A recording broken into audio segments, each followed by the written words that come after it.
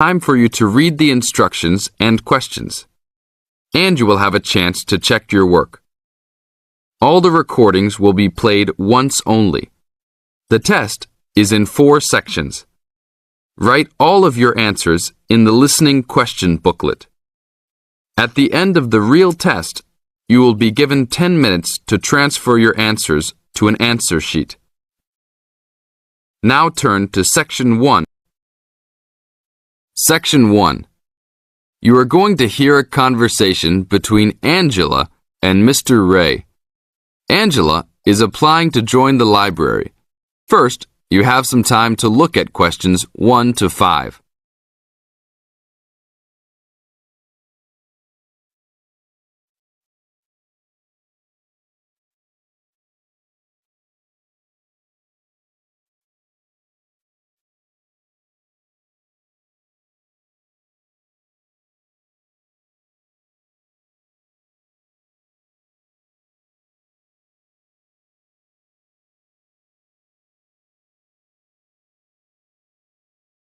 Now we shall begin. You should answer the questions as you listen, because you will never hear the recording a second time. Now listen carefully and answer questions 1 to 5. Hello, how can I join the library? Well, you need to make an application. Would you like to do it now? Yes, if I can. One moment and I'll get the form. Now, I just need to ask you a few questions before you sign at the bottom. Okay. Your full name, please. Angela Mary Price. Price? Yes, that's right. Okay. And your address? Apartment 3, 86 Bridge Street, Pimlico. Bridge Street. That's just near here, isn't it?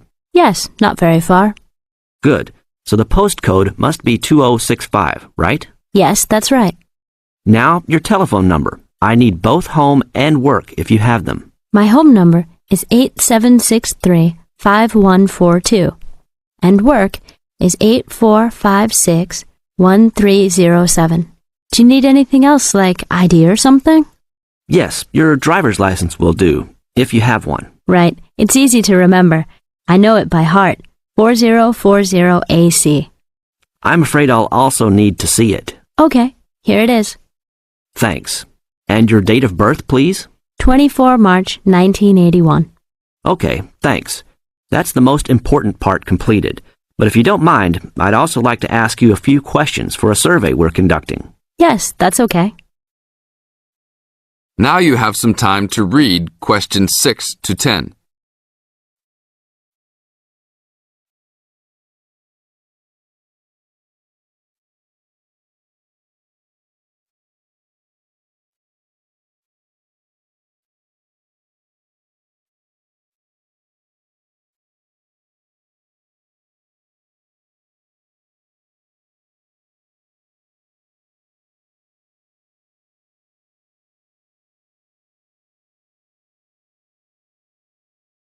As the conversation continues, answer questions 6 to 10. What kind of books do you like to read? Here's a list to look at. Oh, it varies from time to time, but I always like to relax and learn about other countries I might visit one day. I don't like anything too heavy or serious, unless it's about animals or the environment. I'm not really into sport very much. Anything else? Well, I do like entertaining at home. You know, dinner parties. So I suppose you'll have something for me in that line. The pictures in those books always make me hungry, although they never seem to turn out exactly as they look in the books. Fine. I think that's all I need now, except I need you to sign here on the application form. Oh, and I almost forgot. The membership fee is $20, which is refundable if you no longer stay a member. There you are. Do I sign at the bottom here? Yes, that's right. You can borrow books now if you wish, although your membership card won't be ready until next week. So if you want to borrow today, you can pick up your card when you return your first books. That's if you want to take some now. I think I will, but I'll have a look around first. Okay, take your time. This is the end of Section 1. You now have half a minute to check your answers.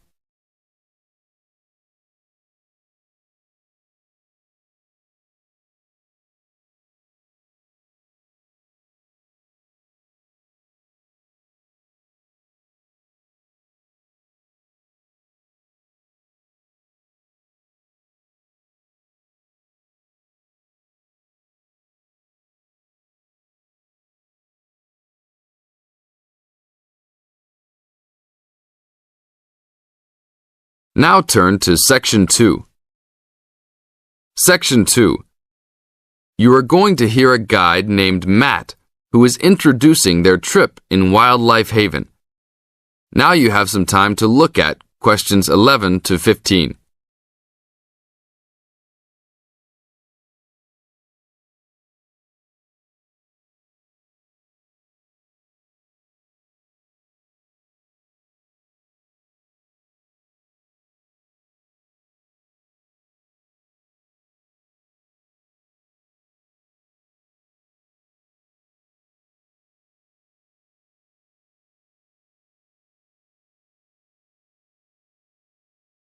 Now listen to the first part of the introduction carefully and answer questions 11 to 15.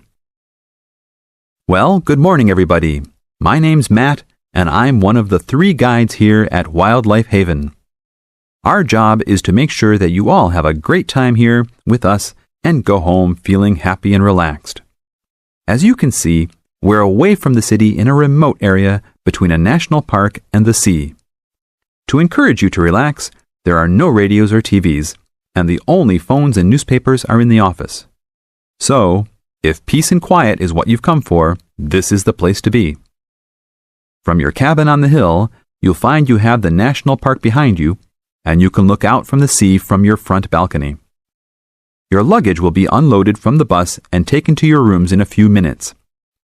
Once you have picked up your key at reception, please locate your room and check that all your luggage has arrived. The daily program here at Wildlife Haven is flexible and only as demanding as you want it to be. You should each have a brochure setting out the facilities and various walking tracks you can take. And on the bus, you are given a green sheet setting out a number of group tours in the coming week. If you want to join any tour, just write your name and room number on the relevant sheet along the wall here. Tomorrow, there is a Beachcombers and Rock Hoppers tour exploring marine life in the rock pools along the beach. Or, if you'd prefer to go inland, there's a guided forest walk that takes you off the walking tracks.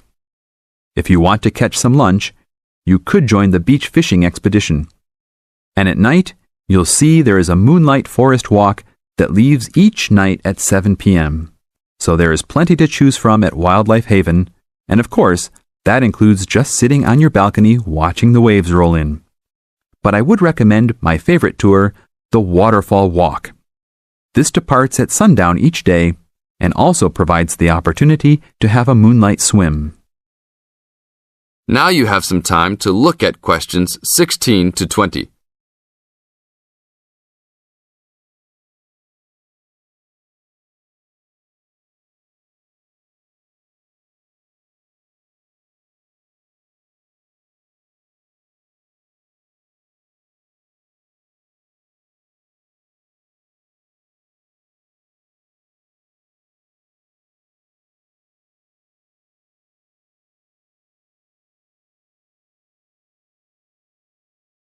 In the second part of the introduction, you are going to get some advice from Matt.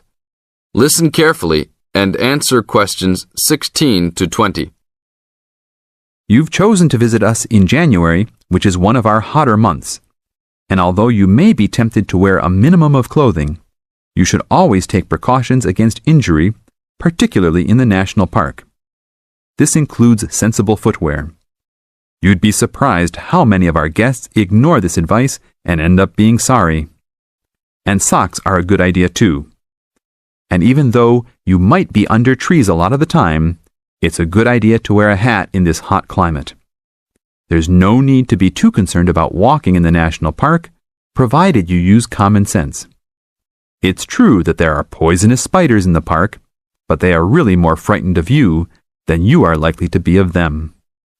I should also warn you against eating any wild berries. Some are edible, but you should avoid them all. We'll provide all the food you can eat. Well, that's about all for now. Dinner is from 6 to 8 p.m. in this building. This is the end of Section 2. You now have half a minute to check your answers.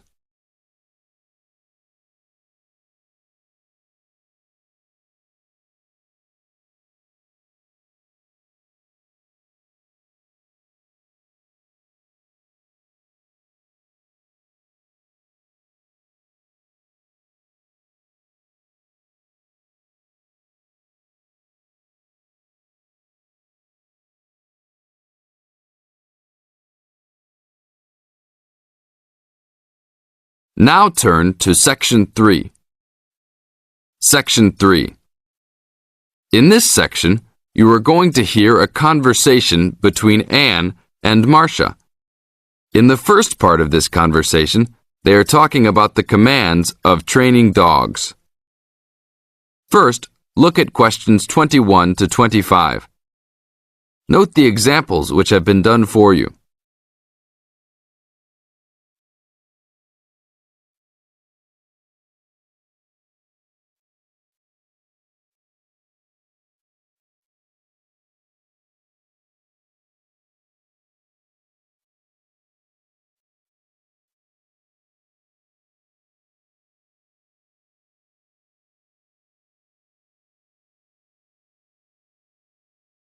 Now listen to the first part of the conversation and answer questions 21 to 25. Complete the table showing different commands for different forms of dog training. So that research paper we have to do next, the one about how are different styles of training dogs, how do you think you'll approach writing it? You know, I've been thinking about it. I feel that the best way to write it is to divide the paper into two main parts. In the first part, we'd be analysing some examples of each style of training dogs. Right, what the styles are. After that we can talk about how each style can be used so that the dogs learn something different from each one. Indeed. Maybe we could draw a chart and compare examples of each style of training, one at a time. So the different kinds of training would be simple obedience training. There you would have things like teaching them to sit, stay in one place and so on. Right. So included in here would be simple audio commands like speak. Yes, basic commands are just spoken words, aren't they? And then there would be the more guard-oriented training, where the dogs are trained to know a specific place well. Patrolling and barking are probably the best examples, because most people have seen them in many places, especially in homes. And this would lead us to the attack dog training, which is physical as well as spoken, training the dog to knock someone down, and even biting if they have to. Right, so there's another category as well, sniffing dogs, which make up the searching category. I've read that in the UK, every major airport and government building has these dogs to search for all kinds of dangerous items. In the second part of the conversation, Anne and Marcia talk about all kinds of training and what kind of dogs they are suitable to. Look at questions 26 to 30.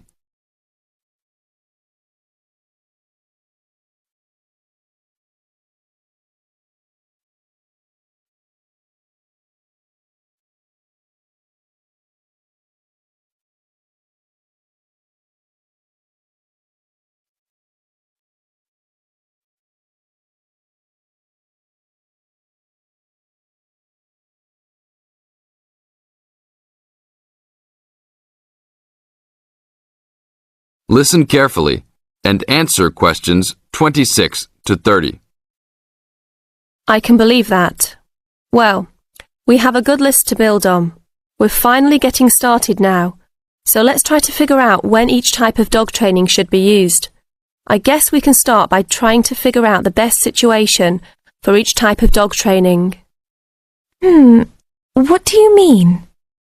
What I mean is whether each type of training should be used with different kinds of dogs. We could use basic obedience training, for example, and ask whether it's more useful for a small dog, a medium-sized dog, and so on. In this case, I'd say obedience training is best with small dogs, because they tend to get excited easily, and this will help keep them out of trouble. Okay, that makes sense.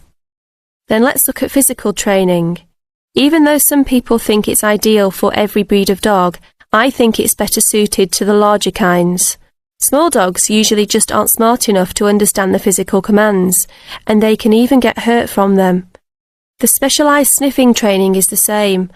I think they're better with the more intelligent breeds of dogs, and they're hardly ever useful with really small dogs. Attack training, however, can be useful for every kind of large dog, as long as the dog is treated well and given a lot of care and attention. All right, and what about guard training? Barking is an ideal way for small dogs to guard a home. I know they aren't big enough to stop a person, but making some noise is often all a dog needs to do. Other kinds of guard training like biting, though, are different. I'd always plan to teach those to a smart dog, give them a chance to use their brains and defend their homes. I'd have to agree. Trainers often just teach large dogs to bark at a person when they think something isn't right. But if they know how to use physical skills in a bad situation, they could save their owner's life someday. Yes, I suppose that different people would have different needs for their pets. Right, and different trainers would recommend different methods for different breeds. This is the end of Section 3. You now have half a minute to check your answers.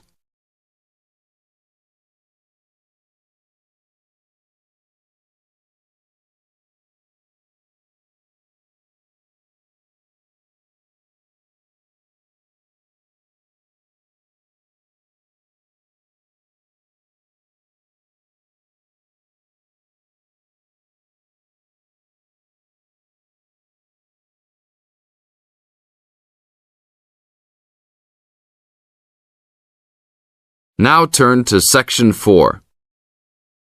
Section 4. You are going to hear a talk given by Jim Allen. He is going to share some of his findings of his research. Now you have some time to look at questions 31 to 40.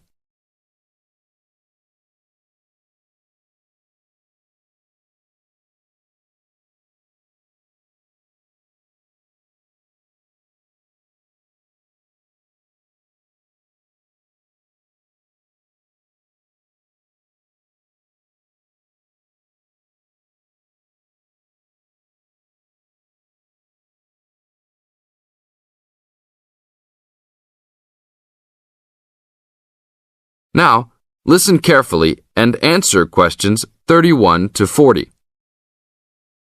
Good morning. Today we'll be hailing from Jim Allen, who will be sharing some of the findings of his research project from last term. Jim. Thanks. Well, to start with, a little bit of background about the project. As you can see, our title is something that is relevant to everybody in this part of the world: water safety. These days, there's a lot more to water safety because of the increasing number and range of boats and other things people use on public waterways. I'd become interested through reports on radio about the number of incidents involving small powerboats and individual watercraft such as jet skis. It seemed to me that because these craft were essentially recreational and didn't require licenses to use, there was very little opportunity to influence the users towards being safety conscious. So, I decided to make this the focus of the project. For the research, we mainly relied upon talking to people, asking them questions in preference to using a written questionnaire. We interviewed a wide range of people at a number of popular swimming locations over 2 consecutive weekends and asked them what they'd observed or experienced themselves. The respondents were both male and female, but the men were just slightly in the majority. We were pleased with their willingness to talk about the subject, and all told, interviewed 145 people over the 2 weekends. So, what were the findings? As you can see, 86% of people reported having had some type of problem. A surprisingly large percentage, 27%, commented that they had found it necessary to shout at an offending powerboat, but the main type of problem was the deafening sound that some of the boats made. On occasions, this led to swimmers deciding to move to another location. So what strategies did people adopt to ensure their own comfort and safety? Let's have a look at the figures. First, it was noticeable that there were often distinctly different answers between men and women. It was mainly the women, for example, who said they should try to choose places where boats couldn't go, whereas it was usually the men who said you shouldn't have to move if you were there first, so you should shout at them if necessary. Both men and, it was women who said you should call the authorities if the situation gets too dangerous or the powerboat drivers are acting irresponsibly. Then, I had thought it would be mainly women, but both sexes made the point that above all, it's important to get children away from any possible danger.